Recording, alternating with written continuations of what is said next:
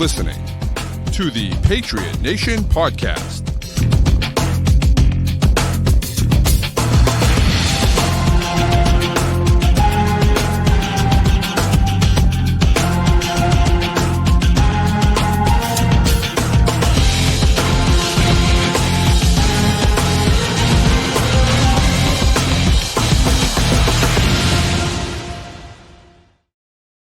All right, welcome into another edition of the Patriot Nation Podcast. As always, a proud member of the CLNS Group Podcast. Make sure you download and subscribe to all those great shows to get great Patriots content all week long.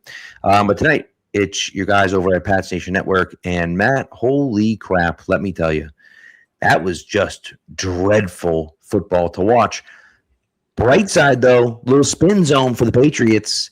At least we didn't have the broadcast crew trying to trip over themselves to say good things about our quarterback, Deshaun Watson. Imagine how embarrassing it is to be a Browns fan and hear that. It's just unbelievable. Yeah, that was nothing about tonight was particularly enjoyable. I think we can all just say, thankfully, none of that matters. Yes. Thankfully, no major players were seriously injured in the preseason. Now let's go play real football. Right. Thank God the preseason's over. Let's get to the real thing. Yeah, that was bad. I don't even know where to start. And listen, I mean, James has got a pretty good idea. Can we just talk about this for 5 minutes and go to bed? Like, it's not a terrible idea. I think there's one positive to take out of this. Let's and hear that's it. Kyle Williams. Kyle Williams did it again. Like the 3 preseasons games, it's been he clocks in, he cooks some backup the line of scrimmage, gets past them, catches it for an easy touchdown. And yeah, like I think it's tough to say exactly how good Kyle Williams is based on the fact that he's like cooking backups in the preseason, but cooking backups in the preseason is better than not cooking backups in the preseason. That's very true. And like you go back 2 seasons, Kayshon Boutte made this team in 2024 because he was like wide receiver 7 on the depth chart at that point, and he just kept killing third stringers all preseason long and just earned a roster spot out of that, which ended up working out for the team. So like, I have no idea what this means for how high Kyle Williams' ceiling is, but they gave him an opportunity and he made the most of it all preseason. And I think that's all you could kind of hope for with that situation. So yeah. No, I mean, it's one of those things for me where if you play man coverage on him without a safety over the top, it's over. It's over. It doesn't matter who the corner is. It doesn't make a difference. You can't touch him out of his break. His release game is fantastic. So if you're going to run press man on him and you're not going to have help over the top, you're in trouble. And then the same exact thing happened again tonight. It wasn't a perfect throw. I don't know what the corner like slowed down. I'm not really sure why he did that. I'm not entirely sure. Now, Williams had already stacked him. So like a good throw, and it's going to be a touchdown anyways. It doesn't really matter. But like, I don't know why the corner turned around and slowed down. It just doesn't make any sense to me. Regardless, smokes him off the line, gets open, stacks the corner. See you later. It's a touchdown. And, look, we've talked about this on the show before. He's a one-trick pony. He does one thing well. The good news is he does it really well. He's good at it. Now, again, you're talking about second stringers and third stringers in the playoffs or in the preseason. I'm sorry. You're talking about Marlon Humphrey, right? In the regular season, like he's a pretty good corner. You're doing this against NFL players as well, right? And so for me, I look at it and just say, okay, well, as bad as things could be, or as bad as maybe he is, if you want to look at it as a complete wide receiver, he does one thing really well, and that's good enough, especially that one thing he does really well is an important thing. That's good enough to give him a spot on the roster. Yeah, look, and I don't know. I look at Kyle Williams and I look at the receiver position, and like people will compare it to a basketball team in that like you need guys with different skill sets. And like I don't need Kyle Williams is not. I don't know how good of a receiver he is overall. If they needed him to go be their wide receiver 1, I don't know if he could do that. I don't think he could right now. That's also not what they're going to ask him to do. And Correct. He's pick 69 in the draft. If he turns into anything more than a role player, I think you're happy with that.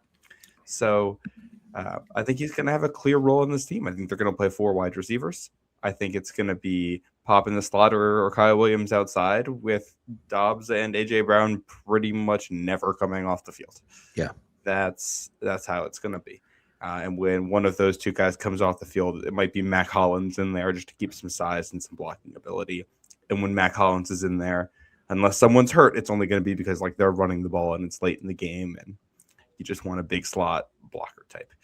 Mike Vrabel said after the game that Kayshon Boutte likely would have been a game day inactive during the regular season if he had stayed around. And I don't know, I look at the way Kyle Williams played in the first two preseason games and the fact that he plays well twice and immediately Boutte gets traded as kind of that with Vrabel's comments. I think the picture is pretty clear at this point, to me at least.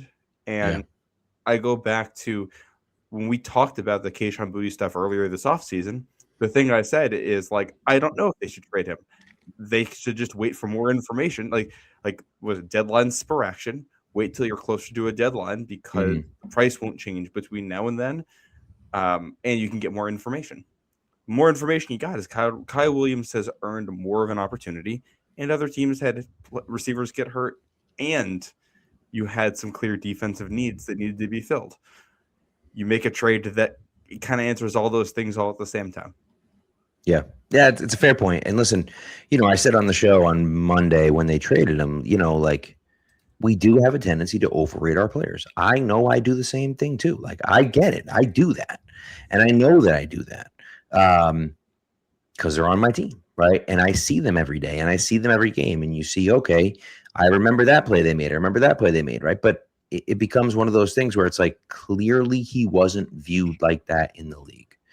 Because if he was, he wouldn't have been traded for what he was traded for. It's really that simple. Like, he's not going to go out and get Romeo Dobbs money. It's not going to happen. Now, if he puts up 1,200 yards and 10 touchdowns in Houston, well, that might be a different story. But if he does what he did last year in Houston, okay, like, he'll get a decent contract as a wide receiver 3 probably, but he's not getting wide receiver 2 money, right? And so ultimately you're looking at it saying, well, it's a rental, number one, right? And number two, what am I getting? I don't know what I'm getting, right? I could be getting a good player, but realistically, his ceiling might be Mac Hollins. And Mac Hollins is a useful player. And obviously, I think Mac Hollins is a different player, right? But like, just from a production standpoint, you might be getting a Mac Hollins guy. That's fine. He's a good player.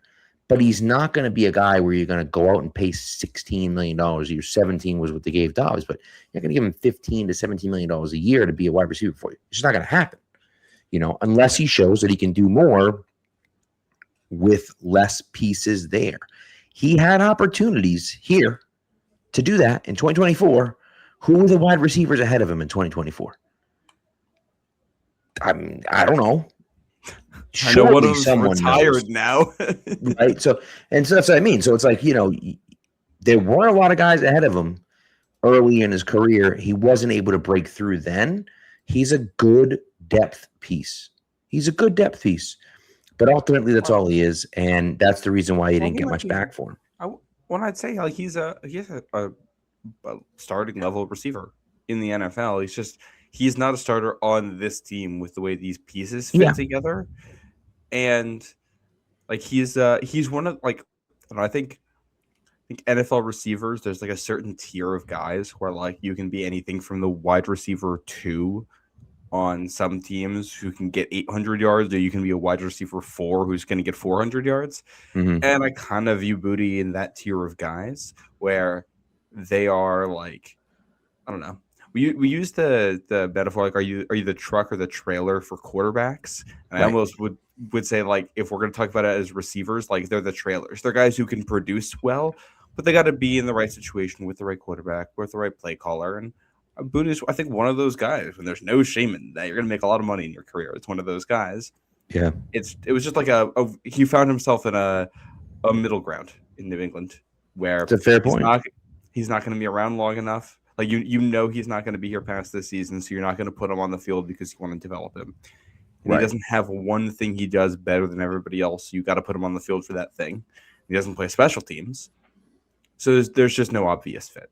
Like, it's better for. I think he did well in New England, and now he's better off in Houston. The Patriots have clarity at a position where they have clarity here in large part because the guys who went out and got this offseason have played well. Mm-hmm. Bob Douglas has played well and earned a role. Kyle Williams has played well and earned a role. Right. I mean, yeah, if I told you at the beginning of the offseason that Kayshon Boutte, the Patriots are going to feel like he's expendable because all the guys around him played to the level they were hoping they were going to play to in the preseason, you'd say, okay, yeah, that's fine. That kind of seems like what's happened here. Right. Yeah, you'd feel Kyle good. Williams, and bringing it back to tonight, I mean, Kyle Williams proving it again. I'm honestly not really sure why they even had him go out for a second possession. I would have had him. Yeah, it didn't make any sense to me. Enough, yeah, DeVito, same thing. It's like, just take him out of the game. Like, he already threw a touchdown pass. We're done, But, we'll see. So I thought that was an interesting look. There's a lot of places that I could kind of go next because there were a lot of issues. I just do find it funny. I just find it funny how many people, especially after last week, but even like all camp, have been saying, like, we got to find a raw spot for Baron Morton. You got to find a raw spot for Baron Morton because saying that. I'm going to be 100%. I don't think I've seen a single human being say those. I've had people comment on my 53-man roster projections that Morton was going to make the team. And I'm like, are you insane? I've seen roster projections from actual Patriots writers with Morton on the team. I'm like, what are we talking about right now? Okay, here's the thing. I think I want to have a bigger take on this. I don't know if I would put Baron Morton on the roster, but there are like 2 or 3 players tonight that I think played well enough where you're like, yeah, that guy's on the roster. So if Morton makes it, I also can't be mad because it's like, oh, wow, they didn't keep this depth guy at a different position. Well, I mean, that guy didn't play. Like, I felt like we came into tonight or the last week or so with roster spots to be earned, and they just haven't been earned. And I don't know if Morton's going to be on this team, but I think they're going to cut lower than 53 and add from the outside. And like Morton might make the initial and then get cut. Like, I think there's going to be a group of guys in there where they're probably going to think it's fungible, and like some guys are going to get cut and brought back to the practice squad, and some guys are going to make it through and then maybe get cut later and put on the practice squad. Yeah. And some of the guys that make the team are going to be healthy scratches, and some of the guys who get cut and put on the practice squad are going to play in games. And like, I don't know if they keep Morton on the 53 and put somebody else on the practice squad, but play the guy on the practice squad, I could totally see that too. Well, and I get what you're saying. I just think I was like, he didn't earn a roster spot. No, I'm like, he's not good. And I've seen a lot from him. No, you haven't. You haven't seen a lot from him. He's not good. Which he isn't. We saw it tonight. He's not good, and it's okay. Well, he had a couple good moments. He looks like a rookie day 3 pick. Yeah. He's not it. I'm sorry. He's just not. He's not gonna be the backup. He isn't, and that's okay. It's just that But then you start looking around the rest of the roster and you start saying, ooh, John Saunders had a rough night, and Kendall Vildor had a rough night, and Karan Prunty was okay, but not great. Kobe Minor had a rough night. Marcellus Dial had a rough night. Del Pettis, I didn't think had a good night. I thought just all these guys, Well, I think to me the most disappointing thing about tonight, I'm going to look at the defense specifically here, and the secondary specifically, is that Vrabel just said defense is playing well. He said that they're not trying hard enough and not playing well enough. Mm-hmm. They went out and traded a fan favorite player for a backup on defense, and then the guys at that player's same position all went out there and had horrible games.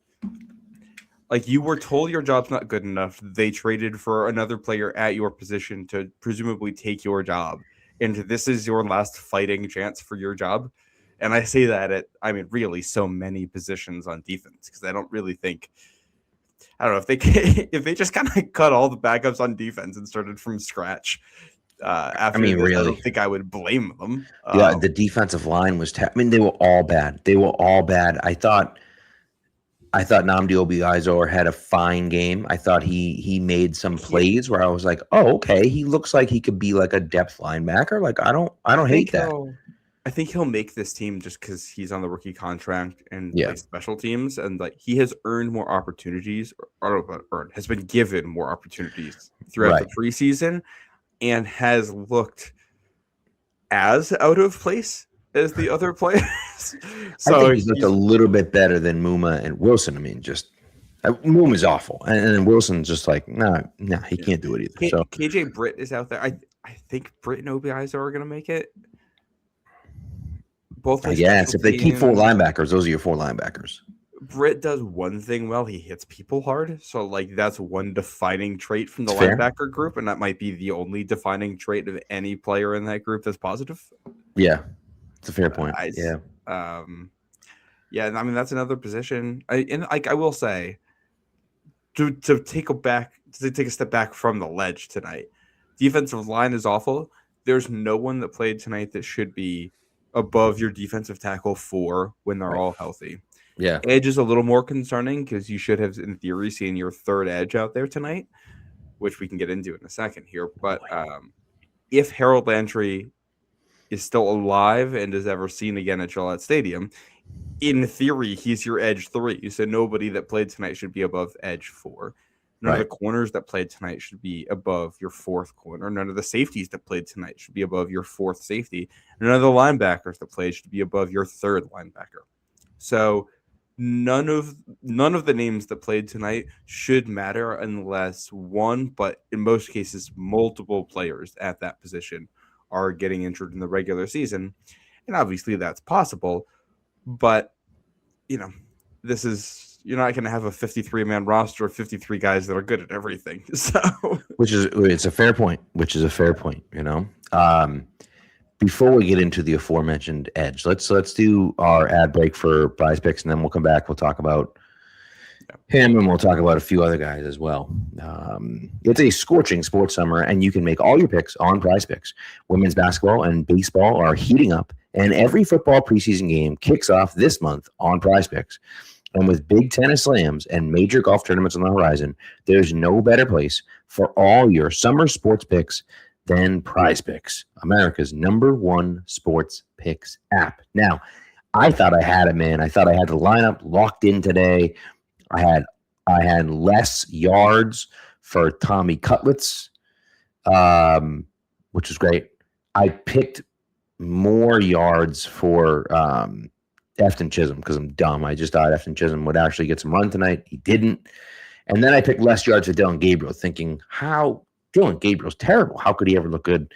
And meanwhile, he carved out the Patriots like Swiss cheese. So that's okay. That lineup was dead after the first quarter. But it's okay. You can follow me, or you can see what I'm picking and fade me. Usually that's the thing to do. You can follow me on Prize Picks. Right on the feed, you can see all my picks. Follow me on there. And again, fade me, probably, because I'm usually pretty bad at this. So, take a look, see, I don't know what you think of Pat, and fade that pick, and we can go from there. To do that, you're going to download the app Prize Picks today. You're going to use the code CLNS, and you're going to get $150 instantly in lineups if you win your first $5 lineup. Again, download the app Prize Picks today. Use the code CLNS to get $150 instantly in lineups if you win your first $5 lineup. Prize Picks, America's #1 sports picks app. Okay, we said we're going to mention it. We're going to mention it. Gabe Bacchus. I have no words. Bill Belichick was rolling over in his Patriots grave. I know he's alive still and coaching at UNC allegedly, but like the fact this guy has made the same mistake about 15 times. And I don't know what he's looking at. I do not understand.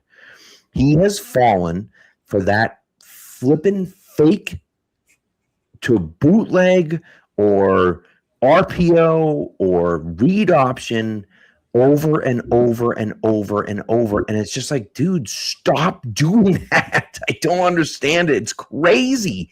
He did it twice tonight, 2 times in the same game after he did it multiple times last game. And I believe he did it in the first game too. It's just like, dude, they must be hammering it home, and he's still making the same mistakes. It's crazy to me.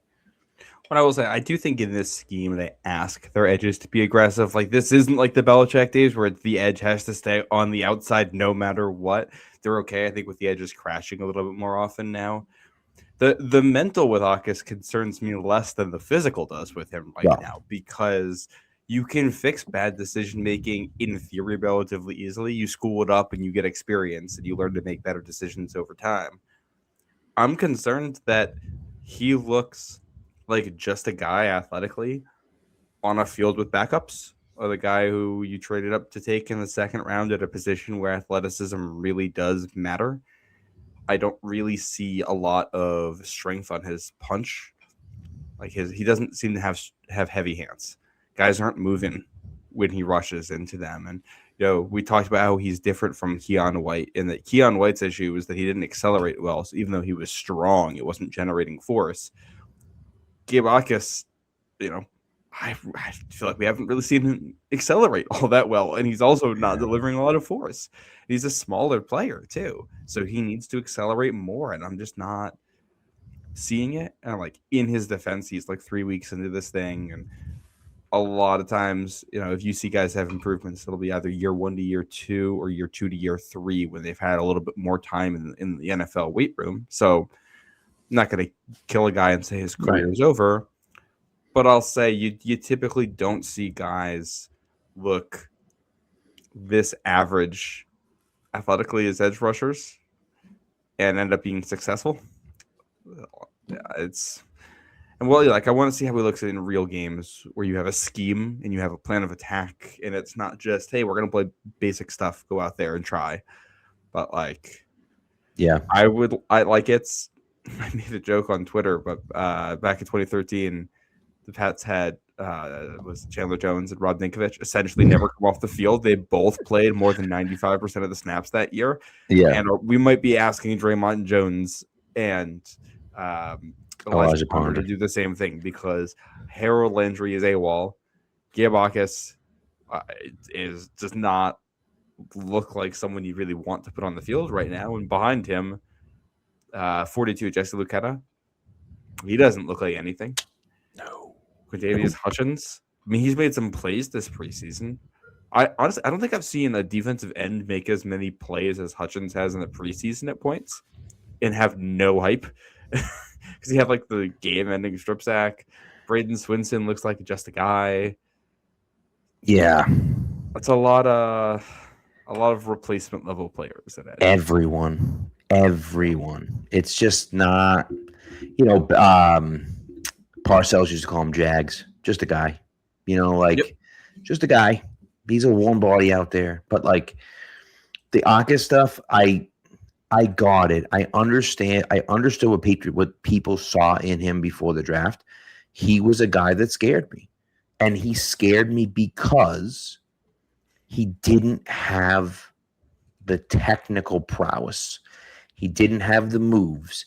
He didn't have the raw explosiveness off the ball. He was a power guy. And when you're a power guy that doesn't have a ton of moves, you get to the NFL where everyone's bigger and faster and stronger and has been playing football has been playing professional football sometimes for 10, 12 years. They know all the tricks. You can't just go in there and say, I'm going to run you over. It just doesn't work. And so, that concerned me. Then he misses time at the beginning of camp, and you're like, oh, boy, now he's behind on the 8-ball, and he's got this stuff going on, and he just looks not good. Just not good. I mean, he's getting blocked by tight ends, for God's sakes. They ran a play to the left side. He was the right defensive end. They ran a play to the left side, and the guy ran through the hole and then cut left. And Akis is getting blocked by a tight end, and he ran right off the guy's butt. And Akis couldn't even get a hand out on him. I'm just like, dude, it's a tight end blocking you, buddy. Like, what are we doing here, man? And that's the type of stuff that's concerning. Listening to Browns previews, or AFC North previews today, one thing that was brought up for the Browns is their lack of depth at blocking tight end as well, and how they might not, they have a couple guys who are receiving tight ends, but they might not have a blocking tight end this year. So like I don't know specifically who that was, but that's not a great sign. And I will say, like in Akas's defense, if you are in over your head a Mhm. little bit and the Mhm. game is too fast for you, you're going to play slower than what you are and therefore generate less force as a defender, both because you're playing slower and because you're probably not playing your techniques properly. So like if he's just in over his head and his head's swimming a little bit, that could explain it. And maybe he gets out there and gets confidence, and in November we see a different player. But, I'd like to see a little bit more from him. Again, the Right. other thing too is what I think is hard to judge right now, and this is about the defense as a whole. We've talked about what their defensive plan this year is going to be. It's elite coverage on the back end and sending a boatload of blitzes. Mhm. They don't have the elite cover guys out there right now because the starters aren't playing, and they're not bringing the blitzes for the most part because it's the preseason. So, like, True. the things that should make them good in theory in the regular season, we're seeing none of. If Akis is in a different environment here with different play calling, does he look different? Maybe. So, Yeah. like, I want to keep an open mind about it. That said, if this continues, I'm going to be very concerned. The other thing I will say, he went up against Markel Bell in preseason week 2, which is like he's abnormally large by NFL tackle standards, Yeah. and it's possible that's a bad matchup for him. And against different players, he'll play better. So we'll see what happens here. Like I'm not going to give up hope after 3 weeks of a second round pick in the preseason. Of course not. Right. But it's concerning. Well, yeah, and I'd say it's honestly more than just small C concerning because athleticism at edge is like I don't know if you have athleticism, that doesn't mean you're going to be good. But if you aren't athletic, you don't have much of a chance. Correct. Yep. Very true. Running back 3, I thought was an interesting. It was kind of a storyline coming in. Who's going to be the guy, and who's I thought Hassan Haskins ran well today. He's sure as hell not going to be your kick returner, but I thought he ran well today. He had a nice tackle on kickoff. I think he might have the inside track of the guys that played. However, Jim Miller didn't play, right? So, like, if Jim Miller isn't even on the field, right? Maybe he's banged up and practice. Yeah, I don't know. I don't think so. If Jim Miller doesn't even play in the game, that tells me that Patriots feel pretty good about where he's at, and they didn't need to see any more from him. Was he injured? I don't know. I don't think so. Unless he was, unless he got injured, and I didn't know about that. There were a couple guys like was it Khalil Jacobs that didn't dress today, or one of the yes, yeah. I don't see anything. I don't see anything about him today or him being banged up at all. Yeah. So, but Jacobs was hurt. Like he did get banged up. Yeah. I think in practice or even in the game. He might have been in the game. I don't remember. But I just don't know how to. Like, we don't have enough track record with this iteration, right? Front office to know exactly how to read into everything yet. Because running back 3. First, how many running backs they keep, and then who goes where. I just still feel like I don't have a feel for. Yeah, because I think they're gonna want to keep Miller, Larison, and Haskins all in the fold, and it's just a matter of which ones go on the active roster and which ones go on the practice squad. Right. I don't know which ones are going to go where, but I do feel confident that there's going to be 5 running backs that are staying around. Yeah. I don't think Michael Hasty is not one of them. No, and I will say he has like the best burst out of those guys, but I don't think you can trust him with the ball in his hands, and so that's more of a concern. I thought Land did not do himself any favors with a few drops tonight, although one of them might have been just a bad throw that was short. They both. One was a little too high, and one was a deflected throw. It was deflected, and that's why I was high. Yeah, okay. Yeah. Right, so it was like he got put. Well, that's the other thing too, is that like I don't blame Lamb Larison for either of those. But if you are trying to make the roster, showing hey, even when something happens, I can rescue the play is a good way to get yourself on the roster. And yeah, that's where roster spots weren't earned tonight for the most part. Like there weren't. And I think back to like the 4th game in 2019 where J.C. Jackson it 2019 or 2018? JC Jackson comes out against the Giants. It has like 2 picks. I think it was 18, but it might have been 19, but I think it was 18. Yeah, but he was a bubble guy. Then he comes out in the final preseason game and has 2 picks and kind of earns his way on. And there's no one. Like I think that the biggest takeaway for me is that if you are a player in that locker room and you get cut, you really don't have anyone to blame but yourself. Yeah. Right now. The opportunities were all there in front of you. You didn't play a good team here. Sorry. Yeah. No, and you're right. I mean, it's you start looking at it and like everyone on the offensive line looked bad. Everyone on the defensive line looked bad. We mentioned Obiaizo, who I thought looked okay. He might be the one guy where you're like, okay, I felt pretty good about what he did today. Is that enough for him to make the roster? I don't know, but I felt pretty good about what he did.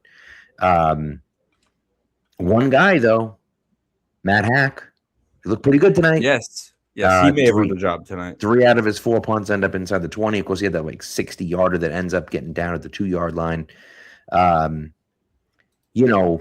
Look, it's not great, but Behringer is banged up, obviously. I don't know if he's going to be there to start the regular season. I'm not sure. But, and bonus, Borregales went 2 for 2 on field goals and looked comfortable with him as the holder, which like shouldn't be that big of a deal. But I feel like for a while we were in a Ken Walter situation where we're like, he has to have him as his holder. And so that's why he's here to punt. May not be the case. Behringer had a good camp and a good preseason, but Matt Hawk looked good tonight. So like, I don't really have an opinion on it. I don't really care which way they go. Like I don't have deep-seated opinions about which punter it is that they keep. I just hope the guy who they keep does well. And I don't really have a feel like without knowing their expectations of the Behringer injury situation and when they think he'll be healthy.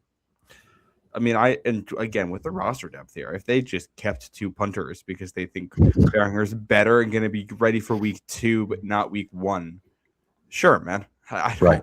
Yeah, like you're right. At this point, it doesn't really make a difference. I do think, like, even if you were to put him on IR before the cut down day and make him eligible to come after week 4, I'd feel okay about that because what we saw from Hack tonight, and then you kind of just play it out. And if it doesn't go well the first 4 weeks, you say, "Okay, buddy, see you later," and Behringer comes back. And again, even if it's a thing where you think he's going to be ready week 2, you throw him on the IR just to get that extra roster spot. Bring him back after 4 weeks, or again, just don't, and leave him on the IR or whatever the case may be. So, or I guess take him off the IR and cut him if that's the case. Or I guess maybe they could do like a injury settlement or whatever if they want to hold on to the other punter. But either way, I don't know. But really, when you start to go down the line and sort of look at, who are the guys. I thought no wide receivers really made a push to get do you have the 6 wide receivers that are making the team? I think Chisholm is pretty squarely going to make the team at this point. So Chisholm's on. You get your 6 wide receivers. Someone would have had to try to take Chisholm's job. Correct. No one did. And no one did that. No, I thought Kyle Dixon looked okay. He looked all right, but led the team in receiving. Yeah, but I mean, he didn't flash so much as just catch the ball when it was thrown to him. And so, you start looking around and you're like, yeah, okay, then no one over there. No one over this spot. No one over there. Like, it was really just kind of like, no one did anything. Even like CJ Dupree's fighting for that, tight end 3 spot necessarily. And like, I don't know if he's fighting for that because he is out there for a long time. And I don't know what, listen, I don't know what Morton was thinking throwing it off his foot, but like, why did Dupree turn around like he was going to run it? That didn't make any sense to me. Like Morton's getting chased by a guy, Yeah, and I think Morton was trying to basically just dirt it at his feet and ended up almost being too accurate with the football, which is fair. I don't feel like I can hold that against anyone too strong. No, it's not. I mean, it's certainly not his fault. It's an interception. I like the Dupree thing. I'm like, what are you doing? Why are you blocking for him? He's clearly going to get tackled in the backfield. Like, there's no way you can outrun this guy. So just be an open, be there for a 2-yard reception if he decides to throw it to you. You know what I mean? Yeah. So, and Matt pointed out here, I'm sorry to interrupt you, Matt, but the other Matt pointed out that a different UDFA wide receiver looked pretty good in both games. Cam Joyner had the first game where he looked really good. DeGennaro had the game last week where he looked good because the touchdown pass, and then Dixon looked pretty good tonight. So I think they're guys that can play. I think they're guys that, I think Dorner might be just overall we saw at a camp. I think Dorner might be the best out of the three. But DeGennaro, I thought I've been pretty impressed with his ability after the catch. So I wouldn't be upset if they kept multiple guys in the practice squad, but those guys aren't making the roster, and no one's picking them up and putting them on their active roster either. So if you want to keep them around, you can. Yeah, that's I also exactly thought how I'd put it.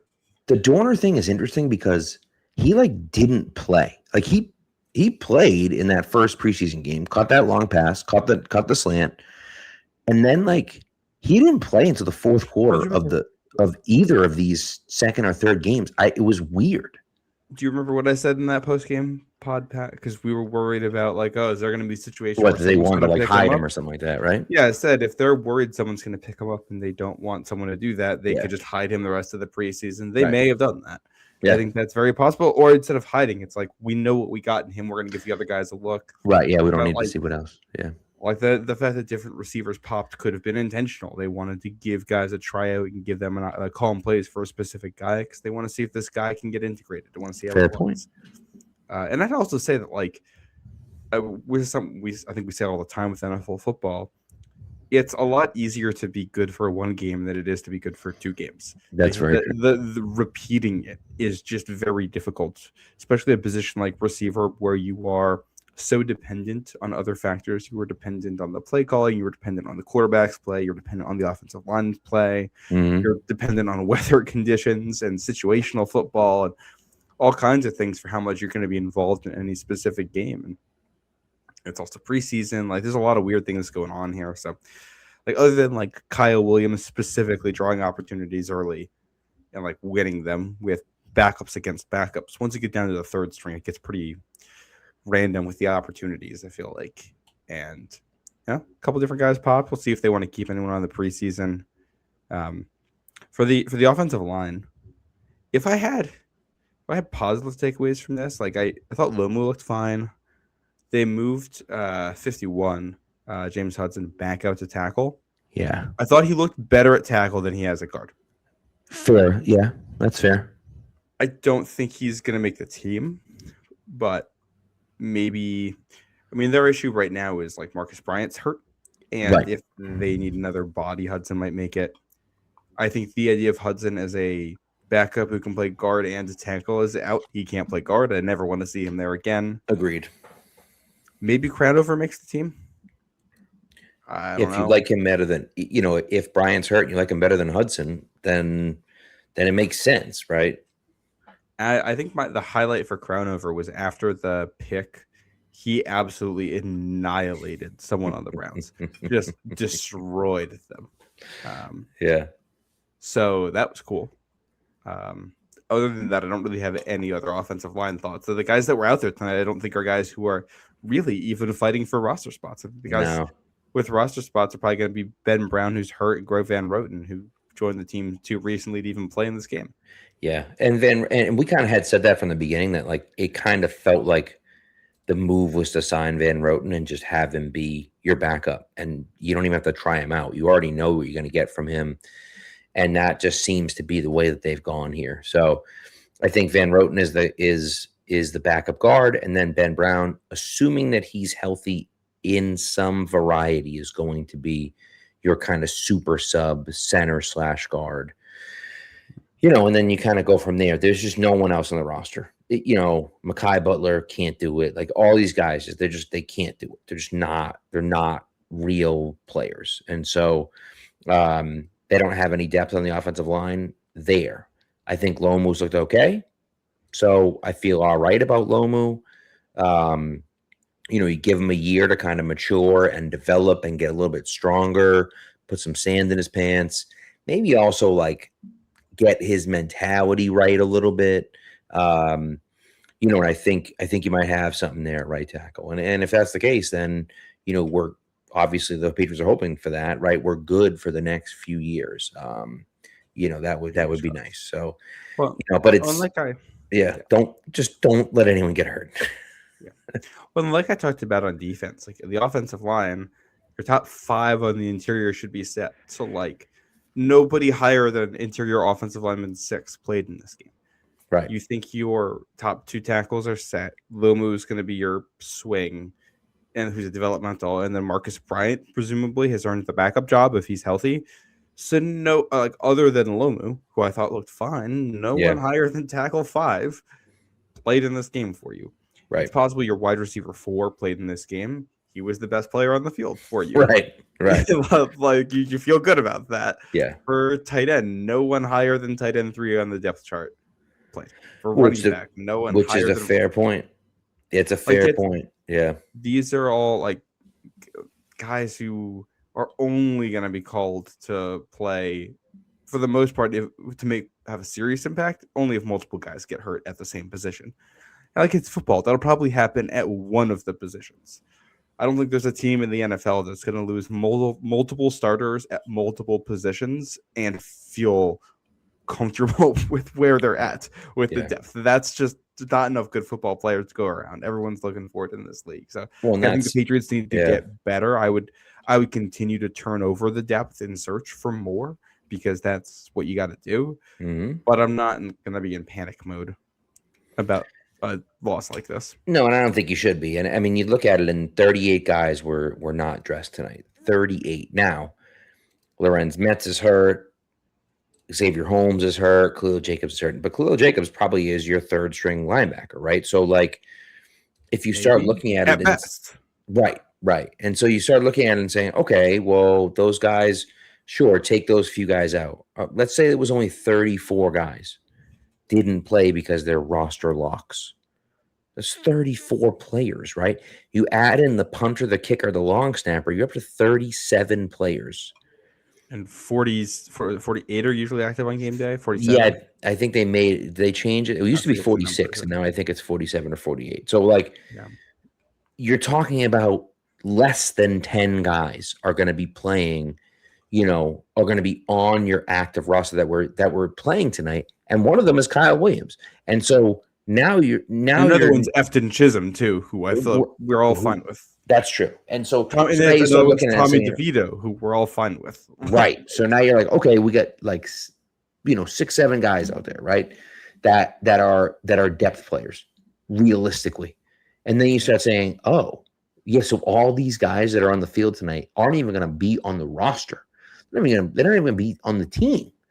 And so that's when you start to say, okay, as bad as this looked, it would make sense it was that bad because these guys aren't even going to play for the Patriots. And then in addition to that, I would say like some of the other guys we're talking about, like the Caleb Lumu, Gabe Akis stuff, Eli Raridan, Karan Prunty, if someone like Cranover makes it, like a lot of these guys who we might not feel great about the depth, they're also young players who the team just drafted where, well, like every team's got at least a couple of those guys on the roster where it's like, all right, well, they picked them and we need them to develop, and he's just got to do it or else.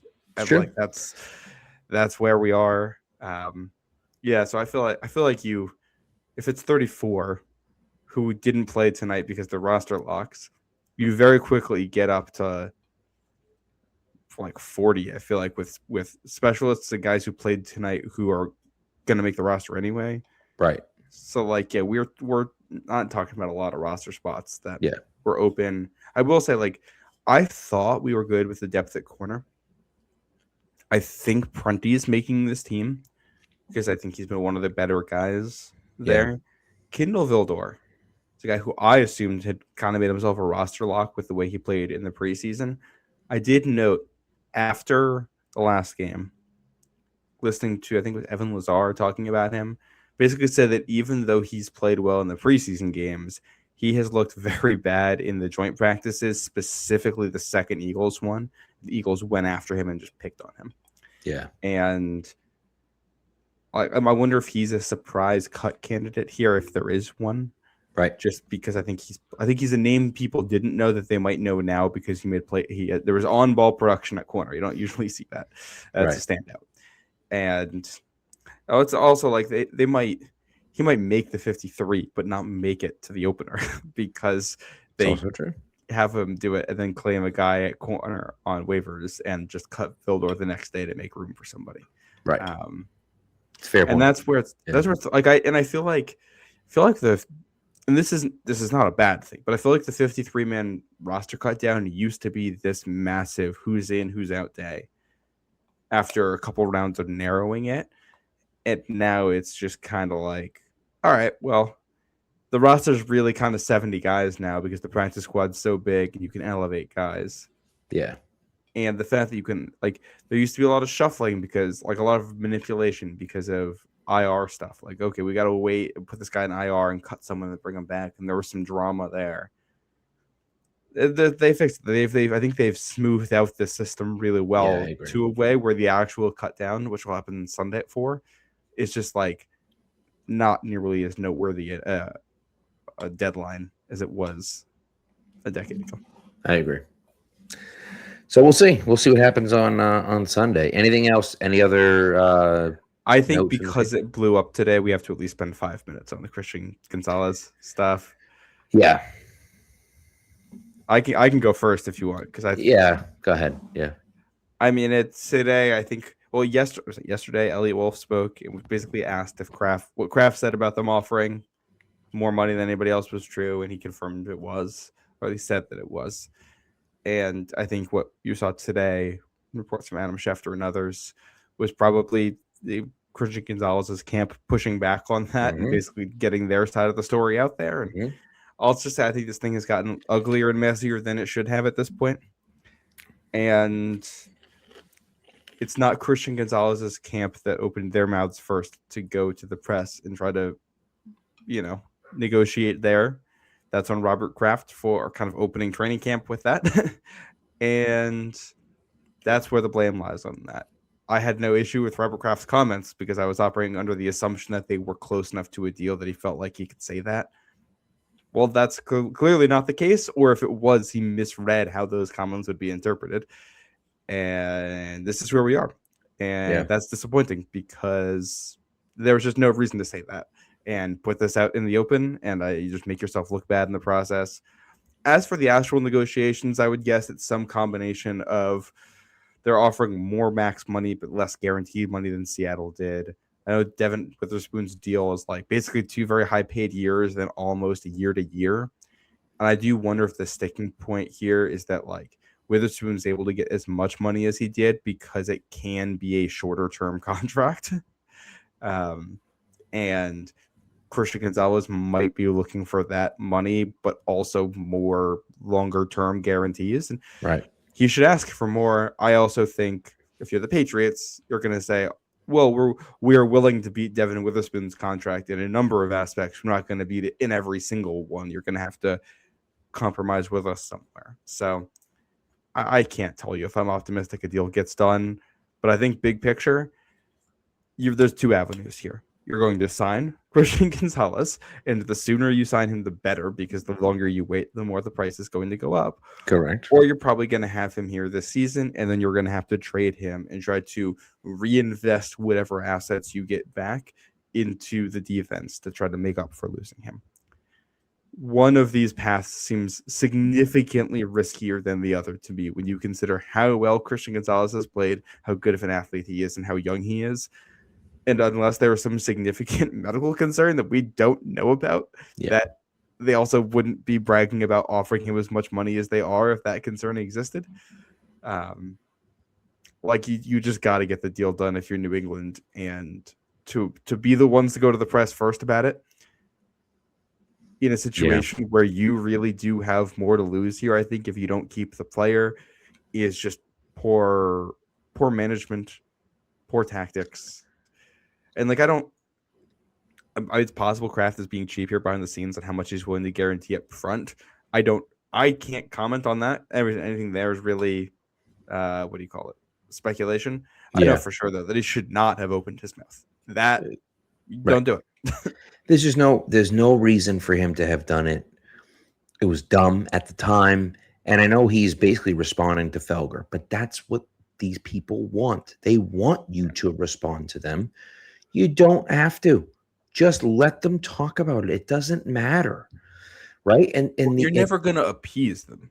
You're Well, never that's going to come up correct. with the clever argument that's going It to doesn't make matter. Mike Felger say, "Oh, now I Yeah, get it. I'm on It your doesn't. side." It doesn't matter. You can prove his theory wrong, and he's still going to pivot and go somewhere else, right? It's just not. It's not worth it. So, like, the other part of it is that when you're the team that is now saying we're going to draft. We are now a draft and develop team.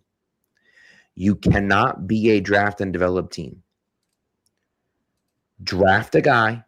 Now, technically, this front office didn't draft this guy. Doesn't matter. You can't draft a guy and then develop him into one of the 3 best corners in the NFL, and in my opinion, the 2 best corners in the NFL, and then trade him. You can't do that. You just can't. And like it goes against everything that you're saying. And for me, what's most concerning to me is this. It's really simple. He's going to get paid next year on his 5th-year option. He's not going to want to play on his 5th-year option because it's only a 1-year deal. He obviously is going to want an extension, and he's going to be a free agent at the end of the year. The issue that I have is that there's another guy who's getting paid next offseason, the quarterback, and he's going to get a ridiculous amount of money, right? So you're not going to be able to pay them both next season. You're not going to pay them both next offseason. So if you don't do it this year, you're trading Christian Gonzalez next offseason. And that is a path I do not want to go down. The other part of Gonzalez is that the knock on him was always that he's not physical, he doesn't play the run very well, and he won't stick his nose in there.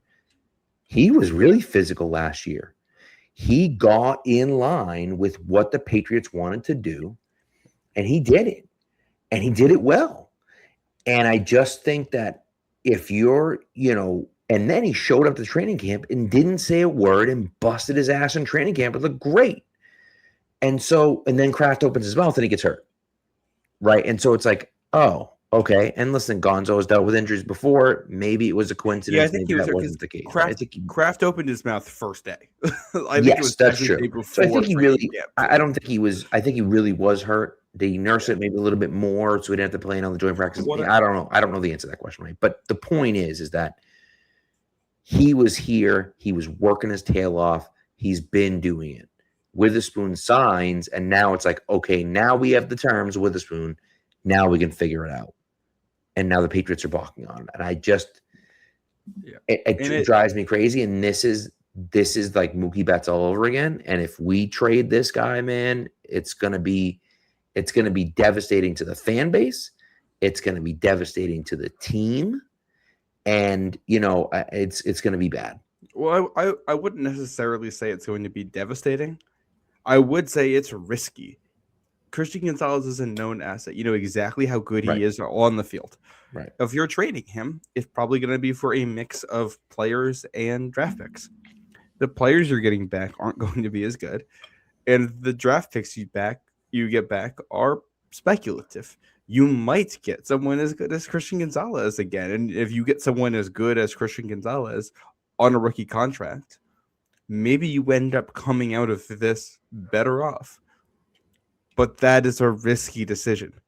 And you put yourself in a position where you lose a lot of credibility with the fans if it doesn't pay off. And I think going back to what you said about the physicality, I think that's what bothers me the most about it is that you kind of asked him to buy into something new, and he did as part of a Super Bowl run. I think I don't think it'll go over well with the players if someone who's a young team leader is asked to do that, follows through, and is not rewarded for it. And again, the flip side of it is this, his agent also knows all of this stuff, and his agent's job isn't to portray Christian Gonzalez's case accurately to the fans. It's to get Christian Gonzalez paid. So when the agent put stuff out there and wants words out there. Like you heard talk about Mike Vrabel preferring edge. And that's why he doesn't want to pay a corner. That to me is an agent who knows that Patriots fans are anxious about the investment at edge and knows that if this is a button we press, the fans are going to get a little bit upset about this. What do you mean Mike Vrabel prefers edge to corner? Look at our edges and look at our corners. What's going on here? It's a button you can press that's going to get people riled up. And this is where, you know, you don't want to wander into this territory, because this is where feelings get hurt, and this is why you don't want to do it in public. You want to keep it all behind closed doors so that whatever is said, once the contract is signed, you can put it all back in a box and let bygones be bygones and get back to football. Right. You can't do that when it's public. I know. And that's where we are now. Like, there's been talk about Christian Gonzalez holding out this year. I don't think he's going to hold out this year. I don't think it's financially beneficial to him. I think he's also a football player and he wants to play. And like, I think he's just going to play. I think he's going to play quite well. I think he's going to play with a chip on his shoulder and some real motivation this year. So maybe it works out for the Patriots in that respect. Maybe you got a very highly motivated Christian Gonzalez this year. But then you lose him at the end of the year. So what good is that? Yeah. And that's, again, like, if they do truly, and here's the thing, it's possible that Mike Vrabel does truly believe that they'd rather invest at edge than at corner as a long-term strategy. There's a reason that the best edges get paid more than the best corners. Mike Vrabel would not be the only one to believe this. If that's the case, fine.